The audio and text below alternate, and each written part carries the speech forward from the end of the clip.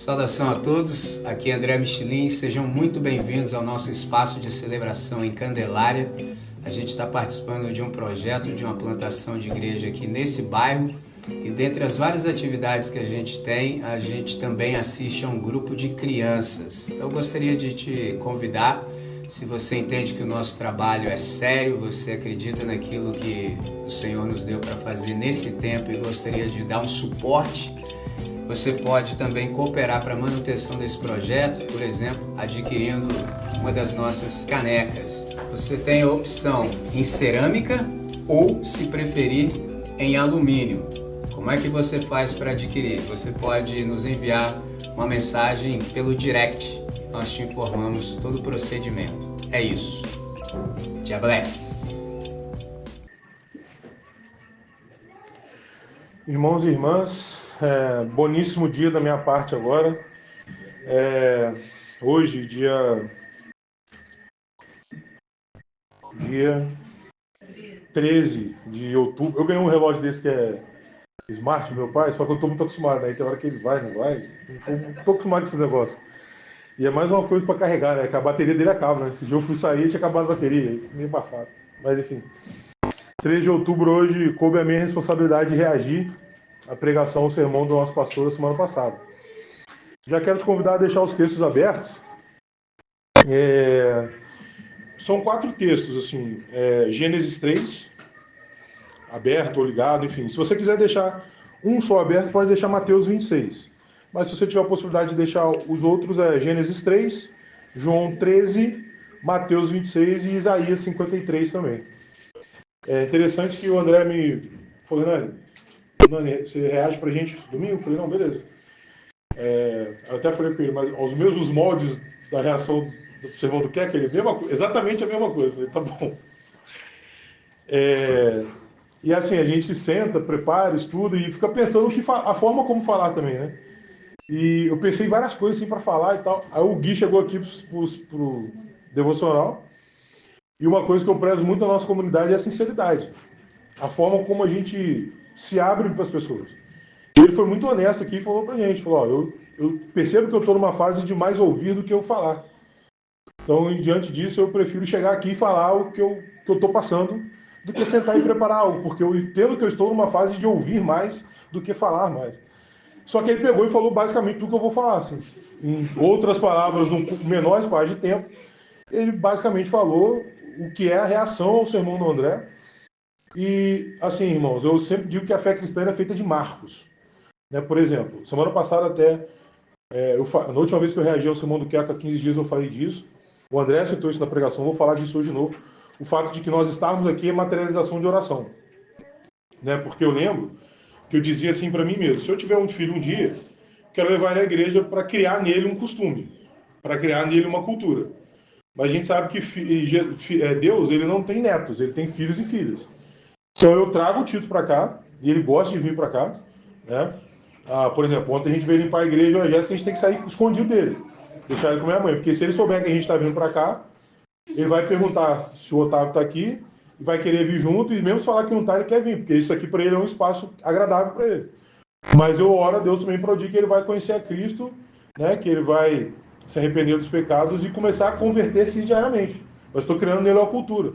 Mas para criar uma cultura precisa de um espaço. E para criar um espaço exige o esforço de muita gente. Né? E eu digo por isso que a fé é feita de marcos. Porque toda vez que eu chego aqui e alguém fala assim, poxa, falou o que eu ia falar, eu acredito, porque comigo acontece. E isso é um marco. Eu percebo o direcionamento do Espírito Santo para a gente nesse sentido. Tá? E uma outra coisa também que eu gostaria de falar assim, de começo é o seguinte. Já falei isso com o André várias vezes, publicamente, e ele até reproduz isso vez ou outra, que é o fato de, assim, eu convivo com o André há 13 anos, mais próximo, conheço ele desde que ele chegou à Central, que o meu avô e minha avó sempre falavam, né, do André e dos skatistas, não sei o quê, mas convivo com ele há 13 anos. E várias coisas que ele falava, assim, eu ficava assim, pô, tá dando uma moral pra galera, né? Ou outras ele falava assim, pô, não consigo entender isso, né?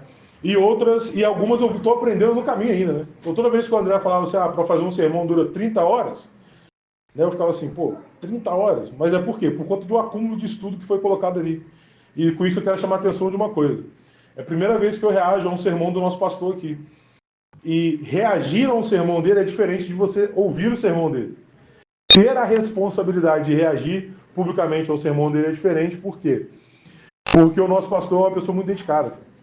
Quando eu me deparei no que eu estava ouvindo e escrevendo para estar aqui hoje, e ver todas as conexões que ele consegue fazer enquanto prega, você percebe uma dedicação muito grande em leitura, em sentar, escrever e reescrever, em realinhar, né? E eu sei que isso é prazeroso para ele, eu sei que isso é fácil para ele, né? Vou fazer uma comparação, né? Igual às vezes eu converso com a Jéssica lá em casa assim, né? Trabalhar para mim é muito fácil. Meu problema é que meu trabalho toma muito tempo, mas é muito fácil para mim. Chegar e dar aula é muito fácil, mas é porque houve uma dedicação anterior a isso. O André, eu vejo um pouco disso nele, né? E com isso eu queria fazer um desafio à igreja. É um desafio que você não precisa falar dele publicamente depois, né? E também não é obrigado a fazer, mas eu lanço um desafio. Pega um sermão do André, seja o próximo ou qualquer um passado que você goste, sente para ouvi-lo e para estudá-lo como se você tivesse que vir aqui reagir ao sermão. Você vai ver que é diferente. É diferente porque uma coisa é quando a gente escuta e tá ali deixando o Espírito Santo trabalhar com a gente. Outra coisa é quando você escuta, se abre ao Espírito Santo, mas também senta para escrever, organizar essa ideia e repassar para a igreja. É bem interessante, é um exercício diferente. Para mim é a primeira vez. E olha que eu gosto de anotar tudo. Onde eu estou, eu gosto de anotar as coisas. Eu gosto de rever, eu gosto de ler, gosto de repassar. Mas ter a responsabilidade de reagir ao sermão dele é muito importante. Uma outra coisa que é importante de falar que é o seguinte: o reagindo não é o sermão. Então, toda vez que o André mesmo reagir a um sermão dele, ou qualquer outro irmão ou irmã nossa reagir a qualquer outro sermão aqui da igreja, é importante que a gente ouça o sermão original, ouça a mensagem original, a pregação original, para vermos os pontos de encontro, né? E para ouvirmos integralmente aquilo que está sendo reproduzido, né? Acho que isso também é muito importante ser ressaltado. Bom, então o sermão do domingo passado, né? A vida de oração de Jesus e a oração na vida de Jesus como paradigma, na sua parte 8, foi pregado no dia 6, último domingo. É interessante que eu sempre, quando escrevo o reagindo, eu escrevi com A maiúsculo, né? Reagindo de ação, né? Mas o André, não sei se vocês já repararam, ele coloca o indo maiúsculo, né? Aí o Gui falou que agora, né, que enquanto a gente caminha em ação de graça, né? E a ação de graça, o nosso movimento é o modus operandi da oração também. Então a gente ora e caminha, a gente ora e vive, a gente não ora parado, a gente ora em movimento, a gente ora vivendo. E essa vivência, essa experimentação, é uma experimentação em ação de graça. O indo, que o André sempre insiste com a gente do gerúndio existencial, é a caminhada, né? Eu falo, olha aí o Espírito Santo falando a mesma coisa por meio de outras palavras. Porque a minha reação passa muito por isso, né? Mas como eu disse, nós tínhamos quatro textos para ver. Então vamos ao primeiro deles, que é o texto de Gênesis 3, no seu capítulo 3, seu versículo 15, que é: porém, inimizade entre você e a mulher, entre a sua descendência e o descendente dela, e este lhe ferirá a cabeça, e você lhe ferirá o calcanhar. Isso aqui é Deus falando ali em Gênesis a respeito, logo após o episódio da queda, né? E no sermão isso foi trazido até nós para a gente minimamente e de forma importante perceber a natureza de Jesus, a gênese de Jesus, a identidade de Jesus. Jesus, ele é o Cristo, Filho do Deus vivo, aquele Jesus que cresceu em Nazaré, né? Que nasceu em Belém, que caminhou por aquele espaço ali todo. Ele é nada mais, nada menos que o Cristo, ou enviado, ou ungido, Filho de Deus. É ele, né? E esse aqui é uma das primeiras, é a primeira anunciação da salvação. Assim os estudiosos vão apontar, como o André nos ensinou, é o proto-evangelho. É o evangelho em sua primeira aparição, em seu apontamento do evangelho em seu primeiro contexto, né? E aí nós fomos também levados ao texto de João 13.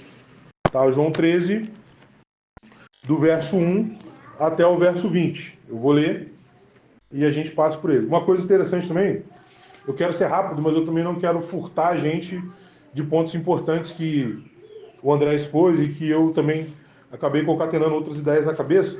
Inclusive, durante o processo aqui eu vou expor um trecho de uma canção, expor uma canção como um todo, e no final eu quero falar um pouco mais sobre mim também. Mas enfim, vamos ao texto de João, capítulo 3, versículo 1. Antes da festa da Páscoa, sabendo Jesus que era chegada a sua hora de passar deste mundo para o Pai, tendo amado os seus que estavam no mundo, amou-os até o fim. Durante a ceia, tendo já o diabo posto no coração de Judas Iscariotes, filho de Simão, que traísse Jesus, sabendo este que o Pai tinha confiado tudo às suas mãos e que ele tinha vindo de Deus e voltava para Deus, levantou-se da ceia, tirou a vestimenta de cima e, pegando uma toalha, cingiu-se com ela. Em seguida, Jesus pôs água numa bacia e começou a lavar os pés dos discípulos e a enxugá-los com a toalha com quem estava cingido. Quando se aproximou de Simão Pedro, este lhe perguntou: vai lavar os meus pés, Senhor? E Jesus respondeu: o que eu faço você não compreende agora, mas vai entender depois. Então Pedro disse: o Senhor nunca lavará os meus pés. Ao que Jesus respondeu: se eu não lavar, você não terá parte comigo. Então Pedro lhe pediu: Senhor, não somente os pés, mas também as mãos, a cabeça e inteiro. E Jesus respondeu: quem já se banhou não precisa lavar nada, a não ser os pés, pois quanto ao mais está todo limpo. E vocês estão limpos, mas não todos. Pois ele sabia quem era o traidor. E foi por isso que disse: nem todos estão limpos. Depois de lhes ter lavado os pés, Jesus pôs de novo as suas vestimentas e, voltando à mesa, perguntou-lhes: vocês compreendem o que eu lhes fiz? Vocês me chamam de mestre e de senhor e fazem bem, porque eu sou. Ora, se eu, sendo senhor e mestre, lavei os pés de vocês, também vocês devem lavar os pés uns dos outros, porque eu lhes dei o exemplo, para que, como eu fiz, vocês façam também. Em verdade lhes digo que o servo não é maior do que seu senhor, nem o enviado é maior do que aquele que o enviou. Se vocês sabem essas coisas, bem-aventurados serão se as praticarem. Não falo a respeito de todos vocês, pois eu conheço aqueles que escolhi. Mas é para que se cumpra a Escritura: aquele que come do meu pão levantou contra mim o seu calcanhar. Desde já lhes digo, antes que aconteça, para que quando acontecer, vocês creiam que eu sou. Em verdade lhes digo, quem recebe aquele que eu enviar, recebe a mim. E quem recebe a mim, recebe aquele que me enviou. Então, nesse texto de João 13, perdão, Jesus lava os pés dos discípulos, reforça neles uma questão de serviço muito poderosa, né? E o verso 3, o André chamou a atenção do verso 3, sabendo este que o Pai tinha confiado tudo às suas mãos e que ele vinha de Deus e voltava para Deus. Então, Jesus, ele toma essa atitude, ele sabia quem ele era e ele sabia para onde ele ia. Jesus quem era, sabia que tinha uma missão e que o Pai havia enviado a ele. Logo, conhecer a própria identidade é muito importante. Jesus nos ensina isso e sua identidade também está relacionada a Gênesis. Quando ele se ajoelha, tira a roupa, lava os pés dos discípulos e seca os discípulos, pode ter sido um choque para eles. Porque ele era o mestre, ele era o Senhor, ele curou, ele fez andar, ele fez enxergar, ele fez a tempestade parar. E aí o cara vem e se coloca numa posição de submissão, né? Então ele sabe que talvez aquilo ali geraria um certo sentimento de assim, poxa, ele é o Cristo, ele é o escolhido, e por que ele está se rebaixando a esse tipo de coisa? Talvez a reação do Pedro venha disso também. Mas a postura de Cristo ali é a de justamente romper com essa ideia de um status quo a partir do que ele era em si, mas de lançar-se numa prática de doação e de serviço e de se repartir para além daquilo que se é, no sentido de posto, de altura, de reconhecimento, né? Então ele se coloca nessa posição de lavar os pés. Mas por que ele consegue fazer isso sem se afetar? Por conhecer a própria identidade. De saber que na caminhada dele, no envio para o qual ele foi lançado, aquilo ali estava posto também, né? Então isso já aponta para essa noção de identidade, da importância de reconhecer a sua própria identidade diante do Senhor, né? E, irmãos, uma noção de identidade diminui as frustrações, porque assim conhecemos nossa missão e vocação. Mais do que a noção, discernir a identidade é importante, né? Porque a noção, ela tem um pouco que ver com a ideia de exatidão, né? E tem uma frase do Radiar que eu gosto muito, eu sempre cito ela para as pessoas, que é: nós não nos conhecemos, nós nos supomos quem nos conhece é quem nos fez. Então, a gente, como noção tem uma raiz de mais de exatidão, acho mais interessante a gente discernir a nossa identidade. Porque quando a gente vai se discernindo no Senhor, a gente tem uma leve noção do como a gente pode agir e reagir em determinadas situações. Porque a gente só pode agir e reagir quando a gente passa por aquilo. Vou dar um exemplo prático para vocês. Esses dias eu estava numa carona, num determinado contexto, e, irmãos, sobre livramento, tá? Sobre livramento, assim. Tava de carona e essa pessoa foi fazer uma ultrapassagem. E assim, ela não estava correndo, não foi aquela pessoa assim, tá correndo, quer chegar rápido, quer tirar onda, não é nada disso. Ela estava dirigindo, só que ela foi fazer uma ultrapassagem de forma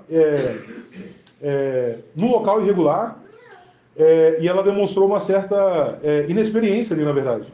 Né? A forma como ela ia ultrapassar. Eu estava no carona, e assim, irmãos, é aquela questão de ser a hora ou de não ser a hora, de ser a hora que Deus quer mesmo. Porque ela fez a ultrapassagem e estava vindo um caminhão do outro lado. E assim, era eu de carona, essa pessoa dirigindo e uma outra pessoa atrás. Nós não nos conhecemos, nós nos supomos. Eu sempre vendo filme de ação, cresci vendo filme de ação com meu pai, né? E assim, não é nem indicado, mas eu assisti muito filme de ação com meu pai. Então no filme de ação o cara pega o volante, vira para um lado, vira para o outro, né? E eu fiquei assim, meu irmão, no dia que acontecer isso comigo, é isso que eu vou fazer, né? Pega a direção da pessoa, vira o volante para um lado, para o outro. Eu fiquei sem reação, eu só abracei a mochila. A pessoa que estava atrás não falou nada e a pessoa que estava ao volante falou, ai. Ela só falou, ai, que ela também ficou sem reação. E assim, eu estava aqui no carona, a roda do caminhão estava aqui do meu lado, assim, ó. Que estava ultrapassando um caminhão. Então a roda, literalmente, eu acho que eu estava aqui, a roda estava aqui do meu lado, assim. E o caminhão vindo de frente. Como é que você reage? Você nunca foi testado assim? Eu fui testado esses dias, eu vi qual é. E não assim, fiquei sem reação.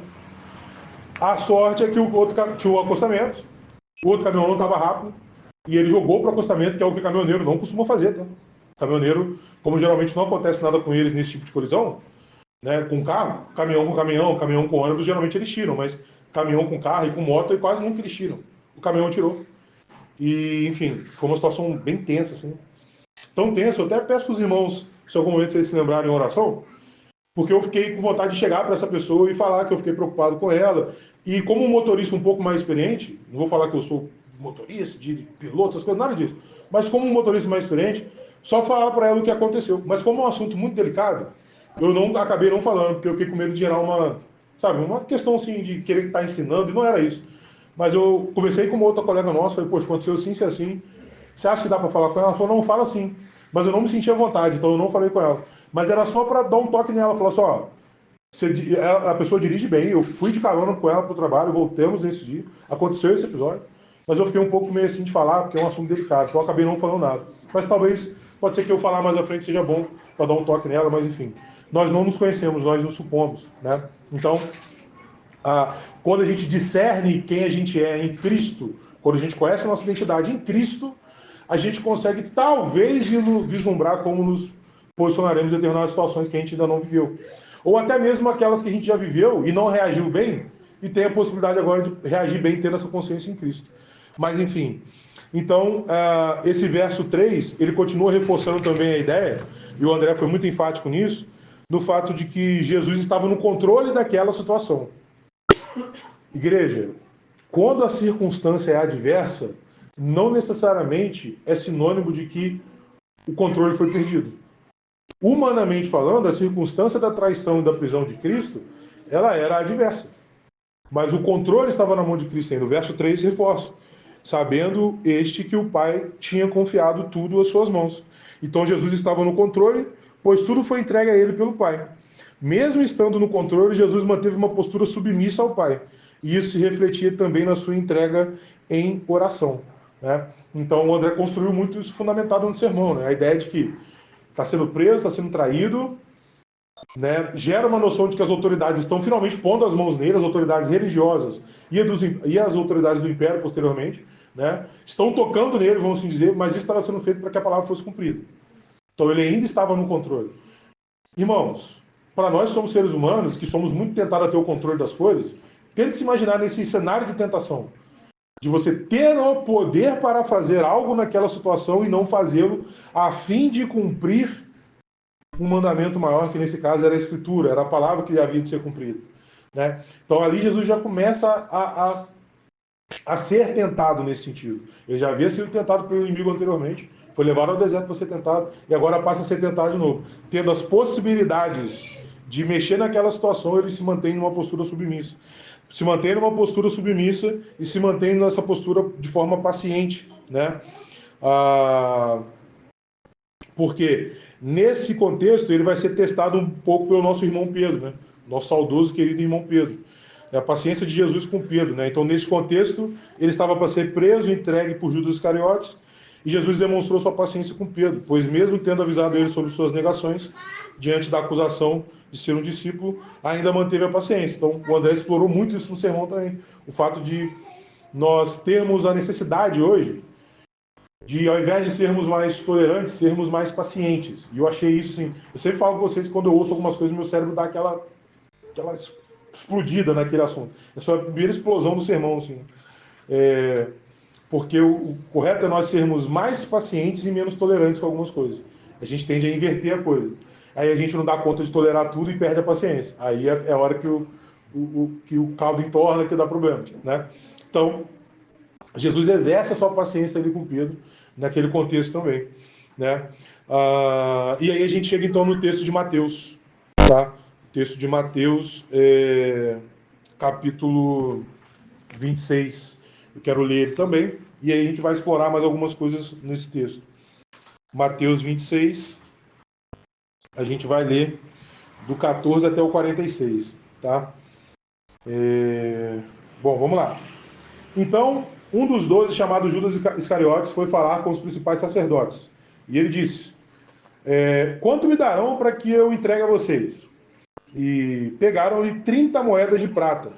E desse momento em diante, Judas buscava uma boa ocasião para entregar Jesus.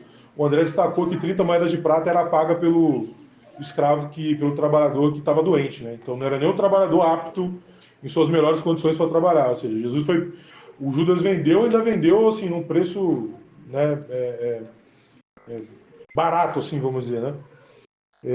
No primeiro dia da festa dos pães sem fermento, os discípulos vieram a Jesus e lhe perguntaram: onde quer que façamos os preparativos para que o Senhor possa comer a Páscoa? E ele lhes respondeu: vá até a cidade, procure um certo homem e digam: o mestre diz, o meu tempo está próximo, e em sua casa celebrarei a Páscoa com os meus discípulos. E eles fizeram como Jesus lhes havia ordenado e prepararam a Páscoa. E ao cair da tarde, Jesus pôs-se à mesa com os 12 discípulos. E enquanto comiam, Jesus disse: em verdade lhes digo que um de vocês vai me trair. E eles, muito entristecidos, começaram um por um a perguntar-lhe: por acaso seria eu, Senhor? Jesus respondeu: o que comigo põe a mão no prato, esse vai me trair. O Filho do Homem vai como está escrito a seu respeito. Mas ai daquele por quem o Filho do Homem está sendo traído. Melhor seria para ele se nunca tivesse nascido. Então Judas, que o traía, perguntou: por acaso sou eu, mestre? Jesus respondeu: você acabou de dizer. Enquanto comiam, Jesus pegou um pão e, abençoando-o, partiu e deu aos discípulos, dizendo: tomem, comam, isso é o meu corpo. Ao seguir, Jesus pegou um cálice e, tendo dado graças, o deu aos seus discípulos, dizendo: bebam todos dele, porque isto é o meu sangue, o sangue da aliança, derramado em favor de muitos, para a remissão de pecados. E digo a vocês que, desta hora em diante, nunca mais beberei deste fruto da videira, até aquele dia em que beberei com vocês o vinho novo, no reino de meu Pai. E tendo cantado um hino, saíram para o Monte das Oliveiras. Então Jesus disse aos discípulos: esta noite serei uma pedra de tropeço para todos vocês, porque está escrito: ferirei o pastor, e as ovelhas do rebanho ficarão dispersas.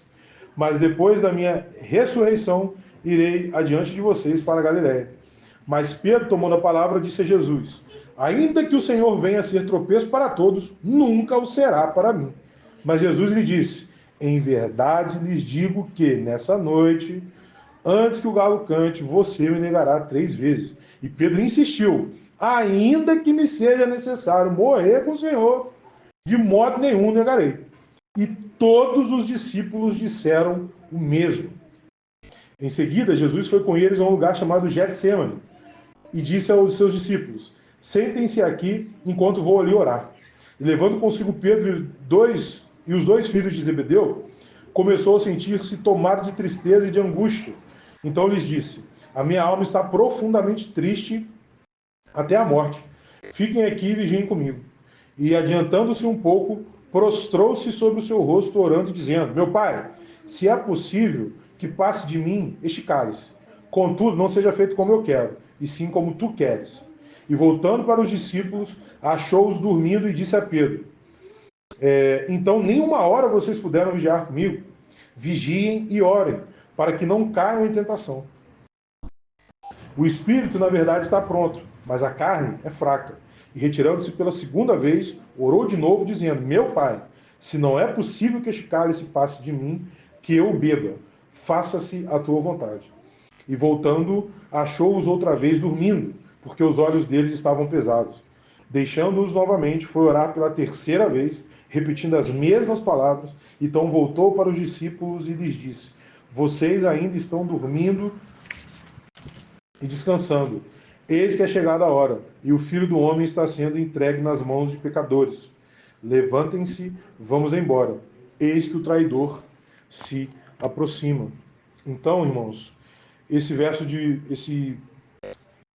capítulo 26 foi o texto em que foi mais exposto, né? Bom, o verso 36, né? Em seguida, Jesus foi com eles a um lugar chamado Getsemane e disse aos discípulos: Sentem-se aqui enquanto eu vou lhe orar. Irmãos, no momento do desafio, Jesus se coloca em oração. No contexto anterior à crucificação e oração num lugar chamado Getsemane. Semana passada eu não estive aqui, né? Nós não estivemos aqui. Eu, Jéssica e Tito, porque a gente foi dar um passeio com os meus pais. A gente foi até Angra, né? E estávamos numa praia lá no domingo.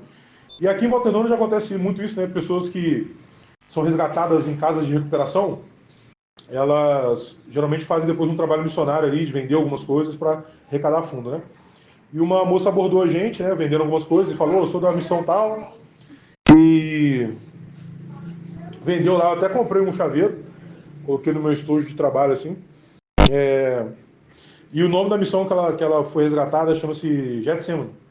Aí meu pai até falou: né, Getsemane. Ela falou: Getsemane, eu não sabia o significado de Getsemane. Ela falou: Getsemane significa lugar de prensar a oliveira, né? Lugar de prensar fazer o azeite, né? E aí, a prensa do azeite, né? E aí ela falou sobre isso, e aí logo depois, eu não ouvi o sermão, fui ouvir o sermão logo mais tarde naquele dia. E o Getsemane tem esse significado, né? E o azeite, igreja, ele tinha vários usos na Bíblia, né? Era utilizado para ungir, era utilizado para tratamento, né? Cicatrizar feridas, utilizado como alimento, como a gente usa até hoje. Era o símbolo de alegria também, símbolo de... Isso aí não só para os judeus, mas para o povo todo no Oriente Médio, né? A oliveira, como ela dá um fruto que é muito importante, que desse fruto se extrai um óleo com muitas propriedades, então a oliveira é símbolo dessa alegria também, né? E no contexto desse conflito atual entre Israel e os palestinos, mais especificamente o Hamas, né? Há uma vilipendiação de oliveiras, né? Então o povo que perde oliveira, ele está perdendo não só uma fonte de recurso, mas uma fonte de alegria, né? Então tem esse contexto também. E ele é utilizado como luz também, né? O azeite é utilizado como combustível para lamparina, né? Ou seja, algo de muito proveito, né? E a gente pode fazer aqui uma aplicação nesse sentido de ter sido entregue no Getsemane, que é esse lugar onde se prensava, né, o fruto da oliveira para fazer o azeite, né? A gente pode fazer uma aplicação no sentido de que Jesus foi prensado ali, né? Ali é um momento de prensa para Jesus no sentido do fruto que a morte e a ressurreição dele vão gerar depois, né? A morte e a ressurreição de Cristo geram uma série de possibilidades a partir da salvação nele, assim como o azeite tem também uma série de significados, uma série de sentidos para aquela população, para aquele povo daquela região, né? Mas isso é só digo eu, não o Senhor, tá, igreja? É eu que estou falando essas coisas aqui. Mas o verso 38 do mesmo capítulo de Mateus diz o seguinte: então lhes disse, né? Jesus falando sobre sua angústia, igreja: a minha alma está profundamente triste até a morte. Fiquem aqui comigo, né? O Eugene Peterson escreve algo parecido na mensagem, né? A tristeza que sinto é uma tristeza de morte. Fiquem aqui e vigiem comigo. Irmãos, Jesus ali, ele não está confessando um pecado. porque Jesus não pecou. Mas ele tá abrindo uma fraqueza. Né? E para isso eu quero usar o texto que eu gosto bastante, que é de Tiago 5,16. Portanto, confessem os seus pecados uns aos outros e orem uns pelos outros para que vocês sejam curados. Muito pode, por sua eficácia, a súplica do justo. Jesus não está confessando um pecado, mas ele está abrindo o coração para uma dificuldade, para uma angústia, para uma fraqueza, para uma tristeza. Com isso eu quero dizer, não passe pelas suas angústias, pelas suas tristezas, pelas suas dificuldades sozinho e sozinha. Também não estou te dizendo para você sair falando para todo mundo e para todas as suas dificuldades, as suas tristezas e as suas angústias. Discirna uma pessoa, pelo menos, na face da terra, para quem você pode chegar, contar, orar junto com essa pessoa e dar feedbacks a ela daquilo que você tem passado. Jesus se abriu para 3 dos discípulos. Ele falou, olha só, eu estou sentindo uma tristeza com peso de morte. Eu estou angustiado, profundamente. Todo mundo aqui sabe o que é angústia. Só que tem uma curiosidade. Ano passado eu passei mal no final do ano, fui lá para o Hospital Santa Cecília, aí tomei o remédio, né? A enfermeira falou assim, você vai sentir uma angústia. Só que eu falei assim, não, eu comigo mesmo, né? Eu falei, não vou sentir uma angústia.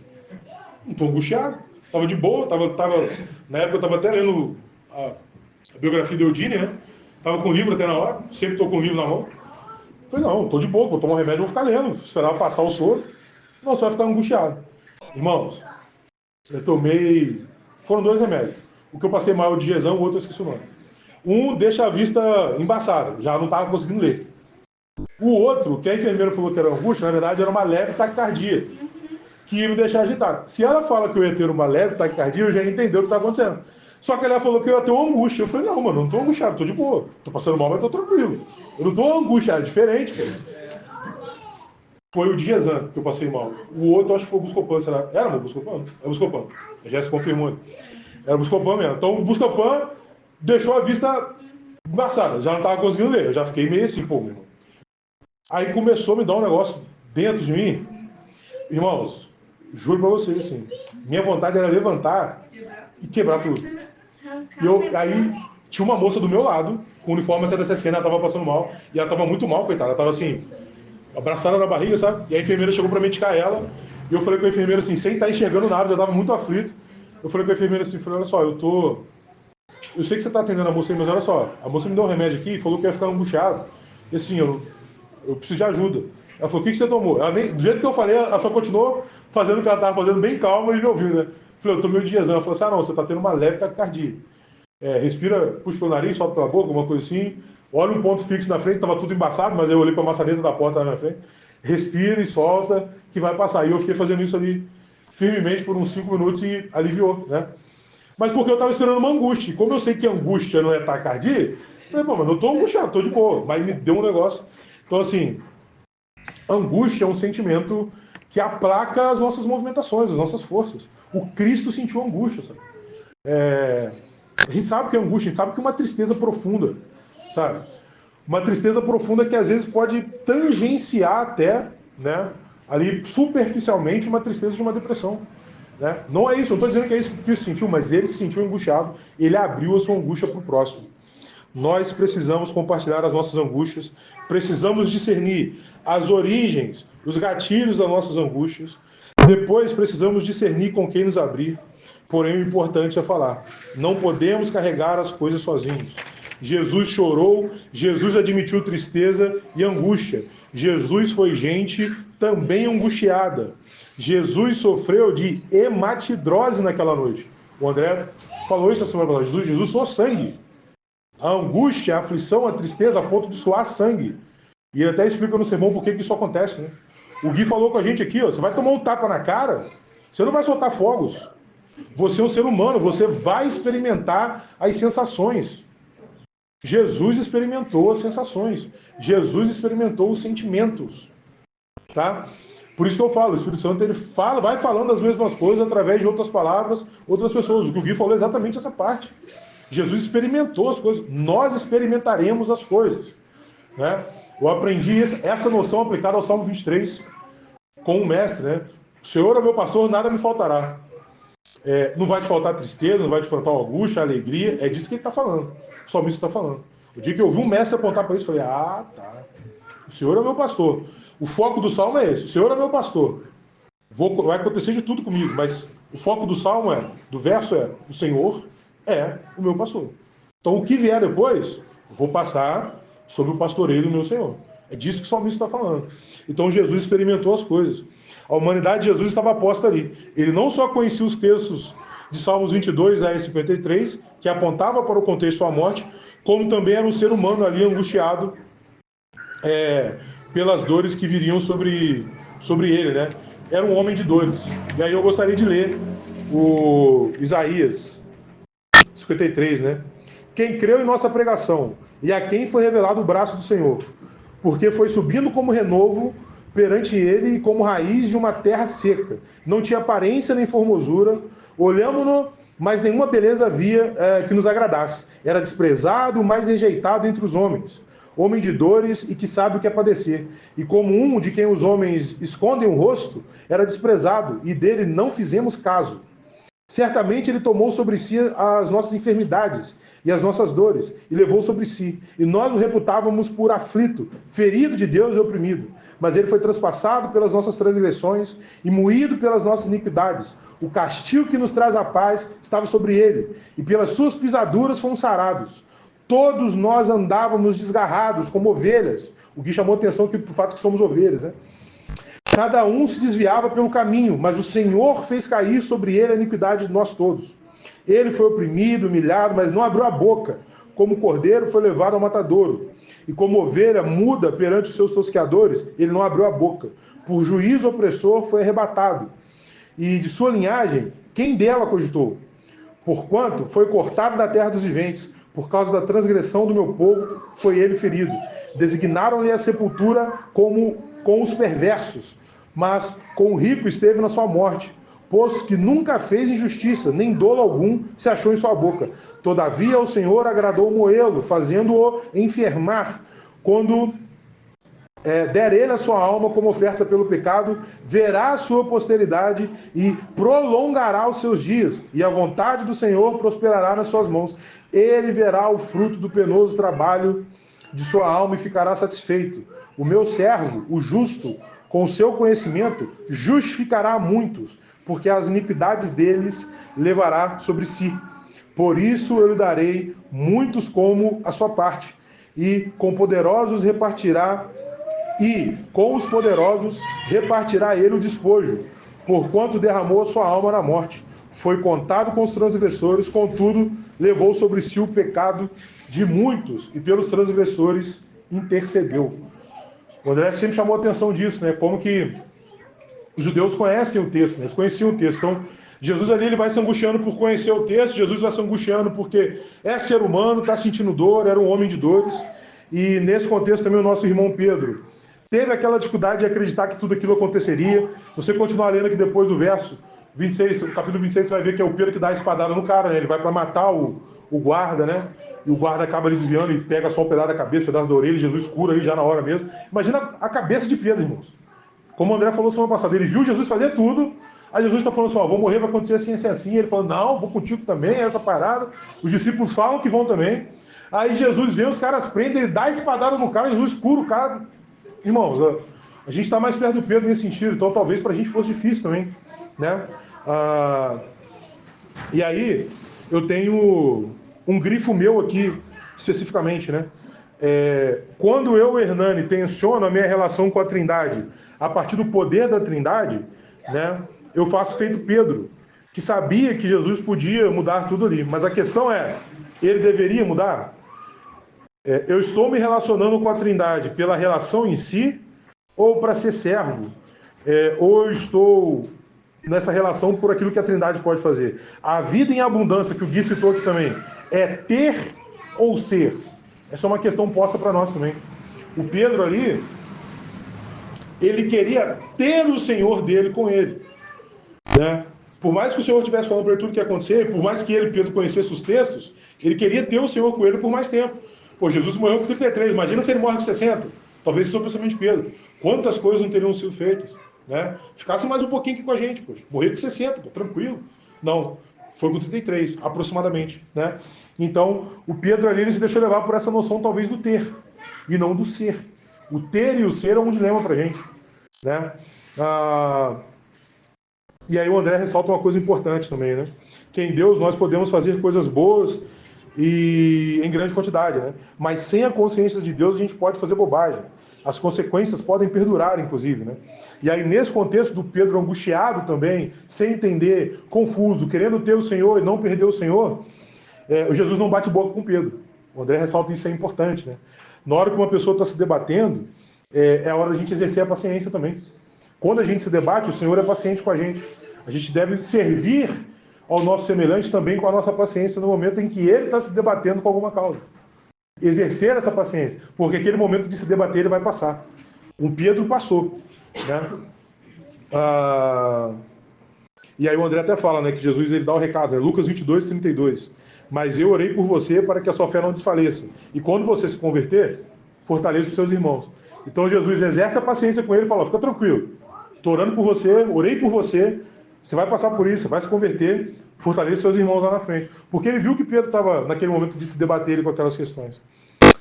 Irmãos, verso 39. E adiantando-se um pouco, prostrou-se sobre o seu rosto, orando e dizendo, meu pai, se é possível que passe de mim este cálice, contudo, não seja como eu quero, e sim como tu queres. Jesus se adiantou, ficou mais um pouco sozinho, ajoelha, ora e faz a oração de submissão por excelência. Foi a expressão que o André usou. Oração de submissão por excelência. Tá? E aí o André ressalta, irmãos, que nessa hora Jesus está sob tentação. Nessa hora ele está sob tentação. Tá? Ele ora para não cair em tentação. Ele foi tentado e nós nem precisamos entrar em tentação. Essa é a fala transcrita do André. Né? Sempre ensina isso pra gente. Né? A gente não precisa entrar em tentação, muito menos cair em tentação. Então, irmãos, Jesus, ele venceu o diabo naquele contexto, ele venceu todos os dias, ele venceu no deserto, ele venceu na cruz para que nós pudéssemos vencer também as tentações. Tá? As tentações, elas vêm sob medida, porque o diabo consegue ser oportuno nesse sentido. O texto para essa oportunidade do diabo é o Lucas 4,13. Tá? Tendo concluído todas as tentações, o diabo afastou-se de Jesus até o momento oportuno. Que momento oportuno era esse? Era exatamente esse que está sendo ressaltado agora. Né? O momento em que Jesus está sendo tentado ali, no momento de sua prisão, no momento em que ele está prestes a começar a ser açoitado. Aí o André traz uma expressão que é muito importante, irmãos. As sugestões malignas enchem a nossa cabeça muitas vezes, e isso é o diabo sabendo o que pensamos. Por isso as tentações possuem endereço certo. Essa construção é uma construção importante, que às vezes às vezes essa construção de que o diabo sabe o que a gente pensa confunde alguns irmãos. Né? O André explica isso com muita clareza. E, irmãos, tem uma outra ilustração que ele faz que eu sempre gosto muito, é aquela ilustração do surfista, não sei se todo mundo lembra. Né?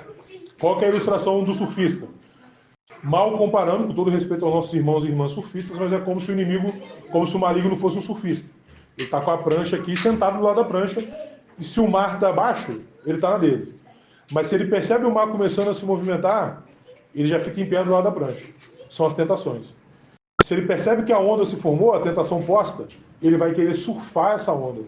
E quando ele surfa essa onda, é hora dessas sugestões malignas. Por isso que o André ressaltou no sermão. Quando a gente começa a pensar muita bobagem, irmãos, por mais que a nossa carne seja caída e ela milite contra o espírito, são sugestões oriundas do inferno. É o inimigo jogando setas malignas em nossa mente. Nessa hora, o Hernani tende a esquecer com muita facilidade a graça e a misericórdia de Deus. Eu tendo a esquecer nessa hora a graça e a misericórdia de Deus, tento resolver as coisas com as minhas próprias mãos. Né? Nessa hora do surf do inimigo. Né? E aí, eu queria abrir para comentar rapidamente uma canção. Eu já vou voltar na tentação de Jesus. Existe um cantor cristão, confessional, que eu gosto muito dele, né? E ele muito mais, sempre foi mais um intérprete do que um compositor. Mas essa canção aqui é uma canção que ele mesmo compôs, que é o Leonardo Gonçalves. O Leonardo vem de um contexto religioso bastante legalista, né? E ele faz essa canção que é como se fosse... O nome da canção é Fé. E ele argumenta que, em certa medida, o Senhor também tem fé na gente. Ele crê que a gente pode nele. A ideia é essa. E aí ele escreve duas estrofes falando no contexto daquele crente que se sente bastante, aquele crente que é tipo o cara que orou, batendo no peito para todo mundo ouvir alto, e ele escreve um texto um pouco parecido talvez com o publicano, que dizia que não se sentia digno nem de orar, que não conseguia nem olhar para o sol enquanto orava. É um pouco disso. Eu vou ler a canção rapidinho pra gente. Aqui é como se fosse Deus falando, né? Quando te olham e imitam o teu jeito, o teu desempenho é sempre perfeito, a tua conduta de sempre está certo, só muda quando ninguém está perto. Mesmo que os teus atos não reflitam a minha bondade, aí é o refrão, né? Eu confio em ti, antes de nasceres te escolhi. Sempre te amei, sempre acreditei, sei que tu és meu, pois te criei. Eu confio em ti. Isso aqui é tipo o irmão, o irmão mais velho, né? Do pródigo, o irmão do pródigo, que ficou em casa, né? Ele é esse cara bonzão, todo mundo olha, pô, esse cara aí arrebenta, ele é desenrolado mesmo, lá. Mas Deus sabe quem ele é, sabe? Então, essa tentação de ser soberbo, essa tentação de se achar melhor do que os outros, essa tentação de achar, porque, sei lá, talvez está na igreja há tanto tempo, leu a Bíblia tantas vezes, foi criado na igreja, ou sei lá o quê, ou tem dinheiro, ou não tem dívida, não sei. Não sei quais são as sensações que passam, as tentações que passam na cabeça de vocês. Porque o texto está dizendo que o diabo é oportuno. Ele tenta exatamente naquilo que ele sabe. A tentação tem o interesse certo. Mas aí tem o outro aqui do lado também. Né? Quando te encontram, nem olham direito. E quando olham, é com preconceito. Mas teus desfeitos são sempre lembrados. És perseguido por todos os lados. Quem se chama por meu nome já te descartou, mas eu confio em ti. Aí o refrão reproduz, né? E é interessante que ele está falando aqui de uma pessoa que é desprezada, e ele fala no final do verso que quem me chama pelo meu nome já te descartou. Então ele está falando dos irmãos que são muito crentes, que são muito consagrados, e que descartam outros irmãos que talvez eles entendam que não são tão consagrados e tão crentes assim, né? E no final ele escreve, né? Pai, que a tua glória venha sem demora, que o teu reino nos faça ser um, unidos venceremos e proclamaremos que o teu reino nos faça ser um. Tua verdade é o que nos pode libertar. Por que eu estou dizendo isso com vocês? Quero ser mais explícito possível. Quando nós estamos num cenário de angústia, de tentação, que é o momento em que Jesus está, se nós não estivermos sustentados em oração, a gente vai cair nessa tentação de fato. Então, já adiantando uma parte que está no final, é o seguinte: a gente cai em tentação porque está faltando oração. A gente entra e cai em tentação porque está faltando intimidade em oração. Oração é um dos 4 meios de graças: leitura, meditação, comunhão e oração.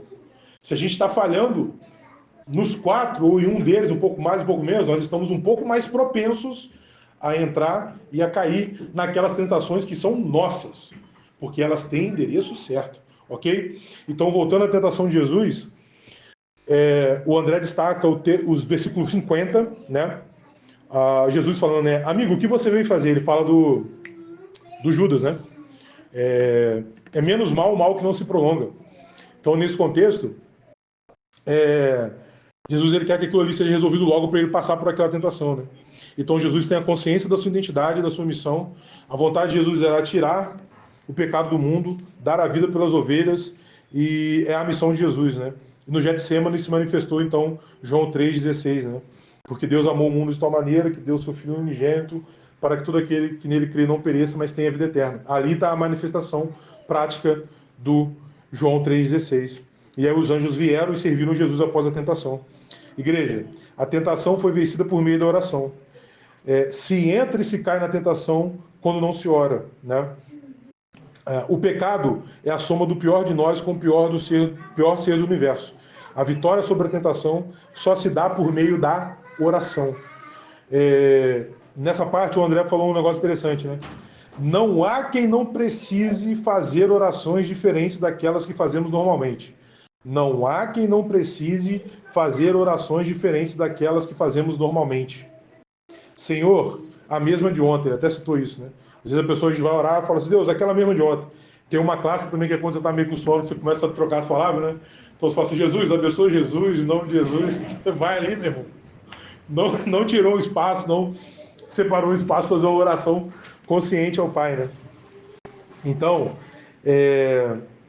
uma outra frase do André muito emblemática nesse contexto do sermão, já quase finalizando: a gente não pode negar nem subestimar as forças da maldade, tá?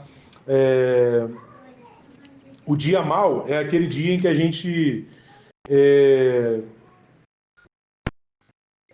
dia mau é o dia que a tentação de negar o Senhor é mais forte. É a citação que ele faz do Shed, né? Então, às vezes a gente está num contexto mal, a gente está... Não estamos bem, estamos mal também. E aí, esse é o dia mau, esse é o contexto, esse é o cenário em que a tentação se torna forte, né? O texto de Efésios 13, né? Por isso, peguem, Efésios 6, versículo 13. Por isso, peguem toda a armadura de Deus para que vocês possam resistir no dia mau e depois de terem vencido tudo, permanecerem inabaláveis. Então, o dia mau é esse dia que a gente fica muito perto, que a tentação de negar a Jesus ela é muito forte. Aqueles momentos em que a tentação de negar a Jesus é muito forte. Qual que é um dos caminhos para se vencer a tentação, ou seja, para não entrar e não cair em tentação? A oração. O André citou uma coisa aqui muito importante, que é: ninguém pode negar as orações radicais de livramento. Jesus, ele está orando ali, ele está se entregando em oração, ele está angustiado, ele está orando também pelo livramento de cumprir aquilo que estava dito a ele em relação à morte de cruz. Porque a gente tem dois caminhos para pensar: ou ele pediu esses livramentos por não querer passar por aquilo, ou ele pediu o livramento para suportar os açoites para conseguir morrer na cruz. E quando a gente olha para o texto de Isaías e de Salmos 23, Isaías 23, 53, a gente consegue chegar na percepção de que ele queria morrer na cruz. Então ele pede para que seja afastado dele essa possibilidade de morrer antes, sabendo de toda a dor e toda a tristeza que ele ia sentir ainda. No sermão, o André citou a oração, né, de um irmão, pai da Ju Doroteia, uma irmã nossa. O pai dela citou, né, sobre a importância das orações passadas, as orações que chegam até nós hoje, né? E aí é o momento que eu queria citar uma segunda canção com vocês, né? É um verso de um MC, é o César MC. O César é um cara da fé, é um irmão nosso da fé, ele é um gênio da escrita e da rima. O César, ele foi campeão nacional de batalha de rima, e tem um rimador lá do Rio de Janeiro, o John. O John é brabo, né? O John vencia muitas batalhas, né? E uma vez perguntaram pro John no podcast assim: John, qual que é o MC que você mais tem medo de batalhar? Ele falou: é o César. Os caras já esperando vários nomes, né? Ele falou assim: é o César. Ele: mas por que o César? Ele falou: cara, o César, ele não vai mudar o semblante, ele não vai xingar um palavrão para batalhar com você, e ele vai te cortar inteiro na rima. E ele não vai se perder o prumo dele, ele vai continuar rimando, vai ganhar de você na batalha, sem xingar, sem ofender você, mas ele vai, na lírica ali, ele vai te cortar inteiro. Então, assim, o César é um gênio, né? Ele é um MC da nova geração, e ele é da fé, e ele tem um verso dele que eu gosto muito, que é: quantas orações me livraram do mal, graças a Dona Vera. Vera é a mãe dele. Mas eu gostaria de ler um pouco mais o trecho da música, para a gente entender o contexto, né? Então ele fala assim, ó: vejo luzes no céu, iluminando o horizonte. Lembro que traços no papel, ou seja, a escrita dele, precisam brilhar mais que os traçantes. Traçante, igreja, é aquela bala, aquela munição, geralmente de uma arma de assalto pesada, um fuzil, que quando você atira no escuro, ela deixa um rastro de luz, ela faz um rastro de luz. Como ele é criado numa favela, no Espírito Santo, é disso que ele está falando. Ele está torcendo para que as letras das músicas dele cheguem antes à molecada do que a possibilidade de entrar no tráfico, de se envolver com o tráfico, de se envolver naquele contexto de troca de tiro, etc. Pois eu vejo vários menorzinhos se ofuscando atrás de uma chance. Essa chance de, talvez, alguma coisa através do tráfico, né? Mas sei que Deus é fiel e fé que os meus versos chegam antes. Eu vim de onde... fé que os versos chegam antes, né? Eu vim de onde as balas são reais, não é novela. Aí ele fala o verso: quantas orações me livraram do mal, graças a Dona Zélia, que é a mãe dele, né? Eu não chegaria aqui jamais se não fosse por ela. Sei que a tempestade vem e vai, mas se Deus está no barco, navega. E aí ele fala, né? Falam de mim, mas sei de quem eu sou, sei de onde eu vim, e sei para onde vou. Aí nessa parte eu me lembro até de Jesus, né? Jesus sabia quem era, sabia por que veio, sabia para onde voltaria, né? Então, a oração, e aí, irmãos, a oração ela é esse contexto de sustentar a gente no cenário da tentação.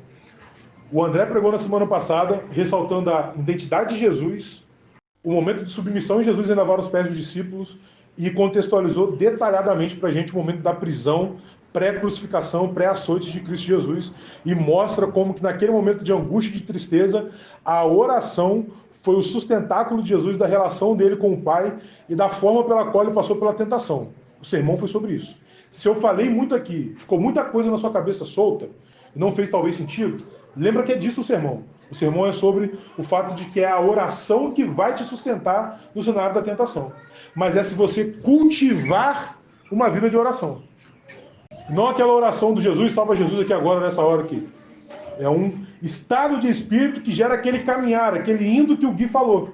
O gerúndio existencial que eu ouço, eu, Hernani, ouço o André falar desde 2011, mas que ele já fala anteriormente disso. É essa vida de oração. Só que aí, irmãos, aí a coisa ficou muito pessoal para mim. Ela ficou muito pessoal para mim. Porque no final do sermão o André fala assim, ele fala que a oração é para os fracos e que a gente não pode negar uma oração de livramento. Aí ele fala, por exemplo, as pessoas que lutam contra uma compulsão, como uma dependência, todos os dias elas precisam ser vigilantes, elas precisam orar essa oração de livramento todos os dias. E aí, assim, eu não tenho problema nenhum em falar sobre isso, não me furto em falar sobre isso, que eu luto contra uma compulsão. Todos aqui, acho que todo mundo que está aqui na igreja hoje sabe disso. E se tem alguém que está aqui que não sabe, é porque talvez a gente não teve a oportunidade de sentar e conversar a respeito. Mas eu sou um irmão de vocês e luto contra uma compulsão. Na verdade, a ciência diz que a compulsão, ela é até uma condição genética, né? Há até uma certa discordância, mas enfim, ela é uma condição genética e ela se aplica a coisas diferentes. Então vamos pensar assim, uma compulsão que é muito comum e conhecida na sociedade, o alcoolismo. Aquela pessoa tem uma compulsão e ela aplicou a compulsão dela ao álcool, né? O que é muito comum, por exemplo, uma pessoa que é alcoólatra deixar de ser alcoólatra e aplicar aquela compulsão em outra coisa, né? Exercício, trabalho, jogos, etc., uma outra coisa. Há 15 dias atrás, quando eu reagi ao sermão do Queco, eu falei sobre isso, né? A compulsão aplicada ao jogo ela já é muito antiga. Mas, há 6 anos atrás, quase, uma lei promulgada no final do governo Temer, ele possibilitou a criação de cassinos online. O que a gente tem no Brasil hoje são cassinos online. Várias pessoas estão despertando a sua compulsão a partir do jogo. Isso está gerando uma série de endividamentos, pessoas estão perdendo a vida por causa disso, tá? E eu falei isso aquele dia, 15 dias atrás, e quero reforçar agora. Você não joga, irmão? Graças a Deus. Esteja atento ao seu entorno, porque pode ser que alguém esteja do seu lado sofrendo com isso em silêncio. A minha compulsão é diferente do álcool, por exemplo. Se a minha compulsão fosse no álcool, eu não trabalharia onde eu trabalho, eu não estaria casado, não estaria aqui com vocês, tá? O jogo também é fácil de ser escondido. Se eu fosse um compulsivo que aplicasse ao jogo, vocês também talvez não saberiam, né? Porque o jogo você consegue esconder até certo ponto, tá? O vício da aposta você consegue esconder até certo ponto. O do álcool a pessoa não consegue, dificilmente. E talvez outras substâncias psicoativas, tá? A minha compulsão é relativamente fácil de esconder também, já falei delas várias vezes. E a pessoa que hoje, né, eu posso dizer que eu enfrento 3 frentes de tratamento da minha compulsão. Eu passo hoje por 3 frentes de tratamento. E em uma dessas frentes, que foi a primeira que eu tomei contato em novembro do ano passado, dia 25 de novembro do ano passado, no sábado à noite, ali eu aprendi que o primeiro passo para a gente vencer a compulsão é admitir que a gente perdeu a força diante dela. Que a gente perdeu o controle diante dela. Irmãos, o dia que eu aprendi isso foi a primeira pancada que eu tomei assim, nesse aprendizado. Eu perdi o controle da minha vida. E todo dia eu acordo para vencer essa compulsão. Então, quando o André fala isso, né, acerca dessa oração de livramento, irmãos, de novembro para cá que eu comecei a enxergar nessa perspectiva, eu comecei a entender muita coisa na sociedade, né, sobretudo nesse contexto da adicção. Então eu digo para vocês, sim, de fato, né, o compulsivo ele não pode viver um dia sem uma oração de livramento. Porque todo dia que você chega em casa sem ter perdido para a sua compulsão é uma vitória indescritível.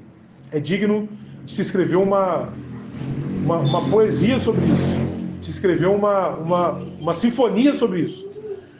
Porque uma coisa é quando você é doente e não sabe que é doente.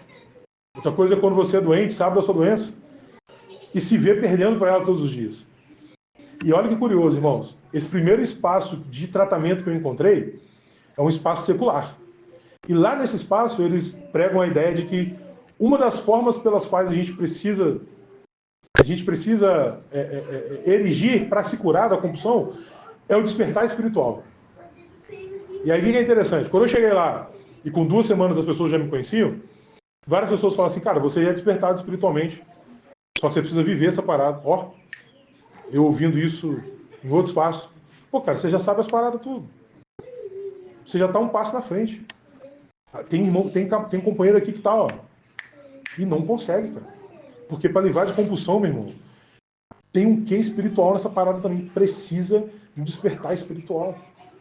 Então, cara, pratica essa parada aí que você conhece. Irmãos, eu não vou falar que é a pedra ou a mula pregando para mim, respeito aos companheiros. Mas não era nenhum teólogo falando isso para mim, pô. Não era nenhum teólogo falando isso para mim, não era nenhum livro, compêndio de teologia.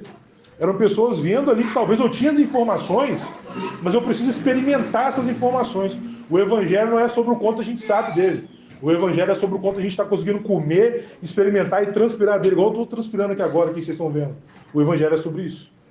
Né? Então, irmãos, a gente vive hoje um cenário de muitas distrações. Essa semana eu conversava isso com o Ciro, né? A gente vive um cenário de muitas distrações, muita possibilidade de perder tempo, formas qualificadas de entretenimento de perder tempo, angústias, problemas, tristezas, mas a gente tem uma relação com o Senhor para desenvolver. A gente tem um descanso, um consolo, um renovo, uma correção no Senhor. E isso tudo é possível de ser acessado em oração. Para que quando o cenário da tentação e do dia mal chegue, a gente consiga se manter de pé diante dessa tentação, diante desse teste, diante dessa seta maligna que vem sobre nós. Irmãos e irmãs, era isso que eu tinha para falar, eu queria orar e a gente encerra. Bom Deus, Pai de Jesus Cristo, nosso Senhor, nosso pastor, nosso Salvador, muito obrigado pelo seu Espírito Santo que está sobre nós e que está em nós, porque é Ele quem nos dá entendimento da palavra, nos dá discernimento sobre nós mesmos e nos dá discernimento daquilo que a gente pode ser no Senhor, Pai. Nessa hora, Senhor, eu peço que o Senhor renove as nossas forças, tanto de nós que estamos aqui ouvindo isso aqui agora, nesse instante, quanto daqueles irmãos e irmãs que vão ouvir essa mensagem, essa reação daqui hoje ainda, outros dias, em outros lugares, em outras cidades, em outros países, Pai. Renove em nós esse amor, renove em nós Pai, essa vontade, esse apetite, esse paladar pela oração. Cada um de nós aqui, Pai, está num estágio, numa fase, num contexto, num momento diferente em relação à vida de oração que tem com o Senhor. Mas nós temos, Pai, graças ao Senhor, que nós temos o Seu Filho Jesus, o nosso pastor, como parâmetro, como exemplo, como líder, como mestre no contexto de seguirmos, a quem imitar no contexto da oração. Uma oração, Pai, que abre o dia, Pai, uma oração que fecha o dia, uma oração que discerne pessoas, hábitos, lugares, comportamentos, Pai. A oração que está disposta, Pai, a ser para nós um banquete, um lugar onde nós vamos nos alimentar e alimentar também a nossa relação com o Senhor. Graças eu te dou, Pai, graças nós te damos pelo Espírito Santo que opera em nós, porque eu também sei, Pai, que de tudo aquilo que eu falei agora, o seu Espírito Santo pode dar direcionamento e encaminhamento para cada um de nós que ouviu essa reação a partir de mim também, Pai. E mais do que isso, Pai, como a sua palavra nos mostra, e como recentemente nosso irmão Keco nos lembrou, o Espírito Santo, ele também é orante, assim como Jesus Cristo, seu Filho, nosso Salvador, também era um homem de oração. Então, Pai, nós queremos ser discípulos e discípulas de oração. Nós queremos caminhar a partir do Senhor em oração comunitária, em oração, Pai, nos nossos espaços reservados em nossa casa com o Senhor. Mas nós queremos orar. Nós queremos seguir e prosseguir e conhecer o Senhor em oração, para que a nossa vida seja iluminada através da oração e para que, sobretudo e contudo, naquele momento, naquele dia mal, naquele contexto de adversidade, nós possamos superar, Pai, as tentações, superar os cenários tentadores, de não entrar na tentação, não cair na tentação e não dar espaço para o pecado, que é a materialização do pior do que há em nós e do pior do que há no mundo. Nós queremos viver o bom, o muito bom, o melhor daquilo que temos para viver da vida em abundância contigo, que é a vida de serviço, que é a vida de oração, que é a vida como um louvor vivo ao Senhor todos os dias na caminhada, em nome de Jesus. Amém, amém.